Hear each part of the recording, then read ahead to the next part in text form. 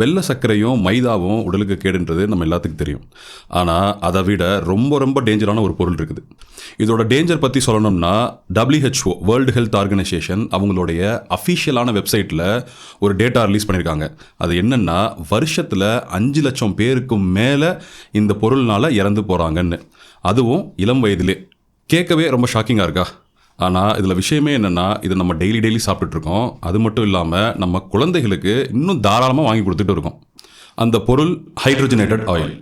இதுக்கு இன்னொரு பேரும் இருக்குது, அதுதான் வனஸ்பதி நெய். அப்போது வனஸ்பதி நெய் உண்மையான நெய் இல்லையா அப்படின்னு கேட்டிங்கன்னா கண்டிப்பாக இல்லை.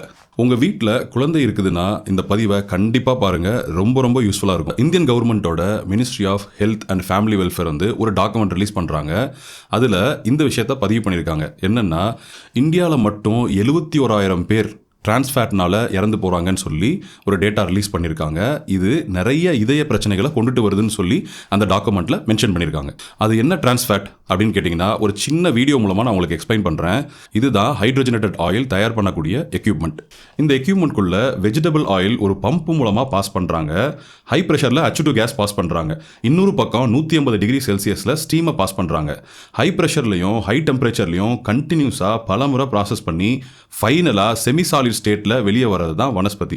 திருப்பியும் இதை கூல் பண்ணி உதிரி மாதிரி மாற்றுறாங்க. பார்க்குறதுக்கு நெய் மாதிரியே இருக்கும்.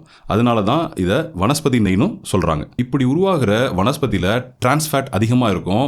இதை தான் இண்டஸ்ட்ரியல் டிரான்ஸ்ஃபேட்னு சொல்லுவாங்க. 2011 கன்சியூமர் அஃபேர்ஸ் ஒரு டாக்குமெண்ட் ரிலீஸ் பண்ணுறாங்க.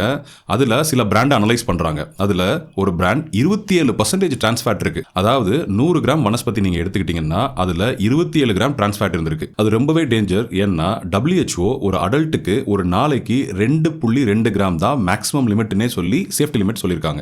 WHO எல்லா நாடுகளுக்கும் டிரான்ஸ்ஃபேட்டை எப்படியாவது எல்லா ஃபுட்ல இருந்தும் எலிமினேட் பண்ணுங்கன்னு சொல்லி வலியுறுத்திக்கிட்டே இருந்ததுனால FSSAI 2020 மேக்ஸிமம் டிரான்ஸ்ஃபேட் 5% தான் இருக்கலாம் அப்படின்னு சொல்லி ஒரு லிமிட்டை போடுறாங்க. அப்படின்னா இப்போ சேஃப் தானே அப்படின்னு நீங்கள் நினைக்கலாம். நான் உங்களுக்கு இப்போ ஒரு ஃபேக்டை சொல்கிறேன். யூஎஸோட food and drug administration partially hydrogenated ஆயிலை கம்ப்ளீட்டாக பேன் பண்ணியிருக்காங்க. இன்னும் சொல்லப்போனால் எந்த ப்ராசஸ்டு ஃபுட்ஸ்லையுமே ஆட் பண்ணக்கூடாதுன்னு சொல்லி ஒரு லாவும் இருக்குது. யூஎஸில் இதை எவ்வளோ ஸ்ட்ரிக்டாக ஃபாலோ பண்ணுறாங்க அப்படிங்கிறதுக்கு ஒரு சின்ன எக்ஸாம்பிள் சொல்கிறேன்.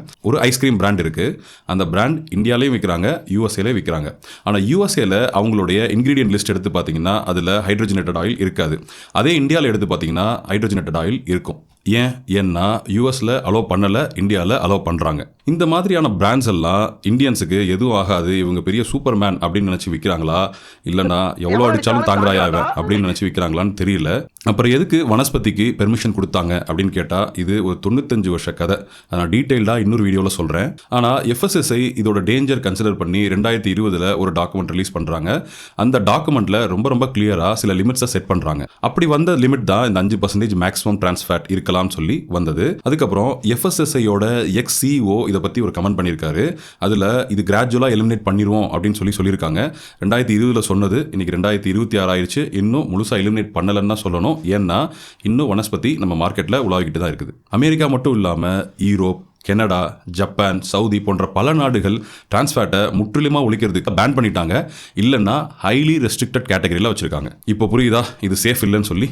ஓகே, இப்போ உங்கள் மனசில் தோணலாம், நாங்கள் தான் வனஸ்பதியை வாங்குறது இல்லையே, அப்புறம் எதுக்கு நாங்கள் பயப்படணும் அப்படி தானே கேட்குறீங்க. டைரெக்டாக நீங்கள் வனஸ்பதி வாங்கலன்னா கூட இன்டைரக்டாக நிறைய நீங்கள் கன்சியூம் பண்ணிட்டு இருக்கீங்க. அது எப்படின்றது சொல்கிறேன். நீங்கள் சாப்பிடக்கூடிய நிறைய ஸ்நாக்ஸ் ஐட்டமில் ஹைட்ரோஜனேட்டட் ஆயில் ஒளிஞ்சிருக்கு. அது என்னன்றது வரிசையாக லிஸ்ட் போட்டு சொல்கிறேன். க்ரீம் பிஸ்கெட், அதுக்கப்புறம் பேக்கேஜ் பண்ண cakes, rusk, ice cream, salty snacks, spicy snacks, இவ்வளோ ஏன் கடையிலேருந்து இருக்கக்கூடிய பட்டரில் கூட ஹைட்ரோஜனேட்டட் ஆயில் ஆட் பண்ணுறாங்க. சில கடையில் பரோட்டா ரொம்ப சாஃப்டாக வரணும், முருகலாக இருக்கணும்னு சொல்லி அதுலேயும் வனஸ்பதி யூஸ் பண்ணுறாங்க. இன்னும் பல ஸ்வீட்ஸில் கூட ஆட் பண்ணுறாங்க. For example jalebi. உங்களுக்கு ஒரு பெரிய லிஸ்ட்டே கொடுத்துருக்கேன். இந்த லிஸ்ட்டை ஃபுல்லாக நீங்கள் பாருங்கள். இதெல்லாம் உங்கள் குழந்தைகளுக்கு வாங்கி கொடுத்துட்டு இருந்தீங்கன்னா கண்டிப்பாக இதை அவாய்ட் பண்ண ஆரம்பிச்சிருங்க.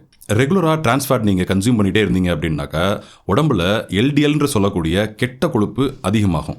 அது மட்டும் இல்லாமல் நம்ம உடம்புக்கு தேவையான HDL நல்ல கொழுப்பு குறைய ஆரம்பிக்கும். இந்த கெட்ட கொழுப்பு இரத்த நாளங்களில் போய் படிஞ்சு நாளடைவில் ரொம்ப கடினமாகி ரத்தம் ஓடக்கூடிய பாதையை குறுக செஞ்சிடும். இதனால 2 விஷயம் நடக்குது.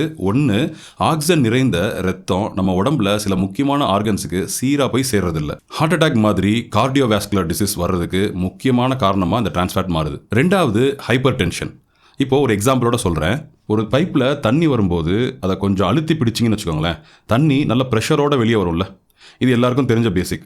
ஆனால் அதே விஷயம் நம்ம உடம்புல நடந்தால், இரத்த நாளங்களில் கெட்ட கொலஸ்ட்ரால் படியும் போது ரத்தம் ஓடக்கூடிய பாதை சுருங்கி ரத்தம் ஸ்மூத்தாகவே போக முடியாது. அப்போ என்ன நடக்கும்னாக்க, நம்ம இதயம் அதை சமன் செய்ய இன்னும் அதிகமான பலத்தோட ரத்தத்தை பம்ப் பண்ண ஆரம்பிக்கும். இந்த அதிகமான அழுத்தம் தான் ஹை பிபி இல்லை ஹைப்பர் டென்ஷன் வர்றதுக்கு ஒரு முக்கியமான காரணமாக மாறிடுது. மூணாவது, தொப்பை வைக்கிறதுக்கு பல காரணங்கள் இருக்குது. அதில் டிரான்ஸ்ஃபேட் ஒரு முக்கியமான காரணமாக இருக்குது. சரிப்பா, இவ்வளோ பிரச்சனை இருக்கக்கூடிய இந்த பொருளை ஏன் ஃபுட் இண்டஸ்ட்ரியில் யூஸ் பண்ணுறாங்க அப்படின்னாக்கா, ஒரே ஒரு ஆன்சர் தான், ஷெல்ஃப் லைஃப். அதாவது பேக்கேஜ்டு ஃபுட் இண்டஸ்ட்ரிக்கு 2 விஷயம் தேவை. என்னென்னா, ஒரு பொருள் சீக்கிரமாக கெட்டும் போகக்கூடாது, அதே நேரத்தில் ரொம்ப சீப்பாகவும் கிடைக்கணும். இந்த 2 பெனிஃபிட்ஸுமே வனஸ்பதியில் இருக்குது. அதனால தான் வனஸ்பதியை பேக்கேஜ் ஃபுட்ஸில் யூஸ் பண்ணுறாங்க. இந்த ப்ராடக்ட்ஸ்லாம் சீப்பாகவும் ரெடிமேடாகவும் கிடைக்கிறதுனால உடனே மக்களும் வாங்கி சாப்பிட்றாங்க. பிஸ்கெட் வாங்கும்போது இந்த விஷயத்தை கவனித்து பார்த்துருக்கீங்களா? பிஸ்கெட்டோட ஷெல்ஃப் லைஃப் 6லேருந்து 12 மாதம்னு கொடுத்துருக்காங்க. அதாவது அது கெட்டு போகிறதுக்கான காலம் 6 மாதம் வரைக்கும் இருக்குமா. அது எப்படிங்க ஒரு பொருள் மைதா, ஜீனி இதெல்லாம் போட்டு செஞ்சது 6 மாதம் கெட்டு போகாமல் இருக்குது? இதை கொஞ்சம் யோசிச்சு பாருங்கள். 2028 பிஸ்கெட் இண்டஸ்ட்ரியோட மார்க்கெட் மட்டும் 80,000 கோடி. அதில் 25% 20,000 கோடி ரூரல் மார்க்கெட்டுக்கு போய் சேருது. யோசிச்சு பாருங்கள், ரூரல் சைடில் உள்ளவங்களுக்கு அதிகமாக ஹெல்த் இன்சூரன்ஸ் பற்றி அவேர்னஸ் கூட இருக்காது.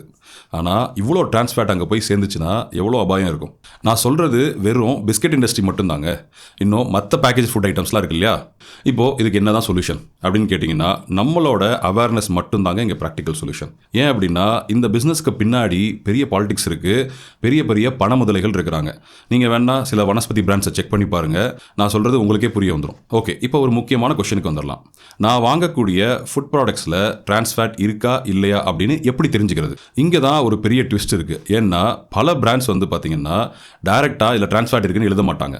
அதுக்கு பதிலாக சில வார்த்தைகளை யூஸ் பண்ணுறாங்க.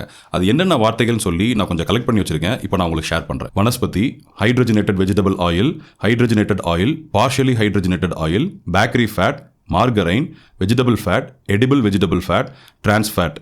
வேறு எதுவும் வேர்ட்ஸ் உங்களுக்கும் எக்ஸ்ட்ரா தெரிஞ்சால் நீங்களும் கமெண்ட் பண்ணுங்கள். இந்த ப்ராடக்ட்ஸ் மேலே ஒட்டக்கூடிய லேபிள்லையும் ஒரு ட்ரிக்ஸ் பண்ணுறாங்க. என்னன்னு கேட்டிங்கன்னா, 0 கிராம் டிரான்ஸ்ஃபேட்னு எழுதியிருப்பாங்க. ஆனால் அதில் ஒரு சின்ன லூப் ஹோல் இருக்குது. ஒரு பொருள் ஒரு தடவை சாப்பிடும்போது 0.5 கிராம் டிரான்ஸ்ஃபேட் கீழே இருந்துச்சு அப்படின்னா அதை 0 கிராம் டிரான்ஸ்ஃபேட்னு எழுதிக்கலாமா? இதை நான் உங்களுக்கு எக்ஸாம்பிளோட சொல்கிறேன். இப்போ ஒரு பொருளில் 0.49 கிராம்ஸ் டிரான்ஸ்ஃபேட் இருக்குதுன்னு வச்சுக்கோங்களேன், ஒரு தடவை சாப்பிடும்போது. அப்போது அதை 0 கிராம் டிரான்ஸ்ஃபேட்னு எழுதிக்கலாம். அப்போது இந்த லேபிளில் 0 கிராம் டிரான்ஸ்ஃபேட்னு போட்டிருந்துச்சு அப்படின்னா அதை நம்ம எப்படி எடுத்துக்கணும் அப்படின்னா, அதில் டிரான்ஸ்ஃபேட்டே இல்லைன்னு சொல்ல முடியாது, அதிகமாக இல்லைன்னு வேணால் சொல்லலாம். எல்லா பேக்கேஜ் ஃபுட் ஐட்டம்ஸ்லையும் இந்த டிரான்ஸ்ஃபேட் கண்டிப்பாக இருக்குமான்னு கேட்டிங்கன்னா, கண்டிப்பாக நான் அப்படி சொல்ல வரல. சில இதில் இருக்குது, சில இதில் இல்லை. எந்த உணவுப் பொருள் வாங்க போனாலும் சரி, இனிமேல் தயவு செஞ்சு பின்னாடி திருப்பி இன்க்ரீடியன்ட் லிஸ்ட்டுன்னு ஒன்று கொடுத்துருப்பாங்க. அதை கொஞ்சம் படித்து பாருங்கள். அதில் நான் சொன்ன வார்த்தைகள் ஏதாச்சும் இருந்துச்சுன்னா அவாய்ட் பண்ணிக்கிறது நல்லது. சீப்பாக சில பேக்கேஜ் ஃபுட்ஸ் கிடைக்குது அப்படின்னு சொல்லி காஸ்ட்லியான மிஸ்டேக் பண்ணிடாதீங்க. பொதுவாக எல்லா பெற்றவங்களுமே என் பிள்ளைகளுக்கு பெஸ்ட்டாக தான் கிடைக்கும்னு நினைப்பாங்க இல்லையா? எனக்கு என்ன ஆனாலும் பரவாயில்ல, என் பிள்ளைங்களுக்கு எதுவும் ஆகக்கூடாதுன்னு நினைப்பாங்க. கரெக்டாக? ஆனால் உங்கள் குழந்தைங்களுக்கு ஸ்நாக்ஸுன்ற பேரில் எதெல்லாம் கொடுத்துட்ருக்கீங்கன்னு உங்களுக்கு இப்போ புரியுதா? உங்கள் குழந்தைங்க நல்ல உடல் நலத்தோடு வாழணும்னு நீங்கள் நினச்சிங்கன்னா கட்டாயமாக டிரான்ஸ்ஃபேட் உள்ள ஸ்நாக்ஸ் ஐட்டம்ஸை அவங்களுக்கு கொடுக்காதீங்க. நெக்ஸ்ட் வீடியோவில் இன்னொரு யூஸ்ஃபுல்லான இன்ஃபர்மேஷனோட உங்களை சந்திக்கிறேன். முடிஞ்சால் சப்ஸ்கிரைப் பண்ணிவிட்டு பாருங்கள். தேங்க்ஸ்.